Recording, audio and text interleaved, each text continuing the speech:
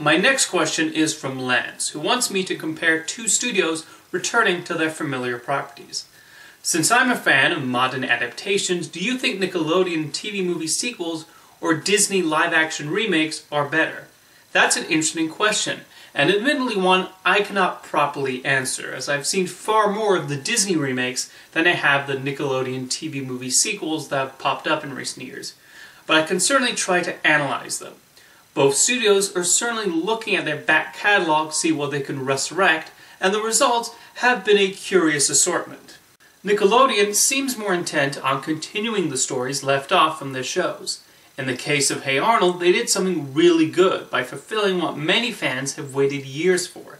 Craig Bartlett had wanted to make the Jungle movie as the grand series finale, and then Nickelodeon decided, nah, let's just put that special where he saves the neighborhood on the big screen. It says something that the Hey Arnold Jungle movie felt more cinematic than the theatrical Hey Arnold movie that played on screens back in 2002. What's notable is that Bartlett himself was heavily involved in this new Hey Arnold movie, as was Butch Hartman with the live-action Fairly OddParents movies Nickelodeon aired some years ago. I saw the first one and did not think much of it, finding that Hartman's style of comedy did not translate to live action, and is an example of how being overly faithful does not necessarily lead to a quality product.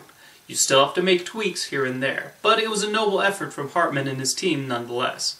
The original creators of Rocko's Modern Life and Invader Zim also came back to Nickelodeon to make TV movie continuations, which should have aired by now, but for some reason, Nick is keeping those specials hostage. Paramount, meanwhile, is also working on milking the Nickelodeon brand with a Dora the Explorer movie, with Dora now a teenager, and that one has me intrigued due to James Bobbin and Nicholas Stoller's involvement. And I don't even like Dora the Explorer. Paramount and Nickelodeon are also making a live-action Rugrats movie, which is going to be interesting to see how they pull it off. In regards to Disney, when this current trend of turning their animated properties into live-action films made a resurgence with Maleficent, they did admittedly try different approaches. Maleficent focused on the villain of Sleeping Beauty, Cinderella did its own take on the classic fairy tale with a few references here and there, while The Jungle Book just straight up redid the anime movie with fancy new CG effects. Because The Jungle Book was the most financially successful of that trio, the productions are taking more cues from that. Beauty and the Beast borrowed heavily from the animated film and even took some inspiration from the Broadway musical, and Aladdin and The Lion King appear to be following a similar route. And that seems to be what audiences want, as proven by the initial outrage when Will Smith was not blue in the first publicity photos. Having already seen Dumbo, I can tell you that does make some substantial changes to the animated movie, including expanding the story, focusing on the human characters, and showing more of what happens to Dumbo after his flying ability is discovered. As for my overall opinion of these live-action Disney redos, I think the results have been mixed. I absolutely loved how Kenneth Branagh adapted Cinderella, to the point I don't find myself preferring one version over the other. I think both succeed for different reasons.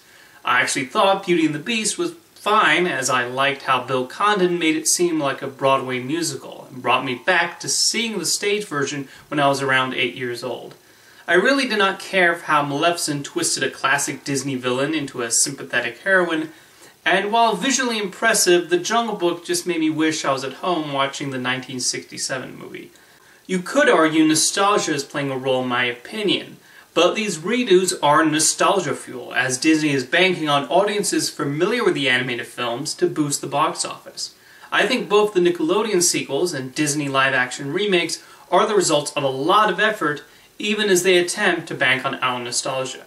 They seem to be the current trend with how studios utilize their decades-old IP, and I guess they're working okay. Tell me what you think, and thank you for your question, Lance.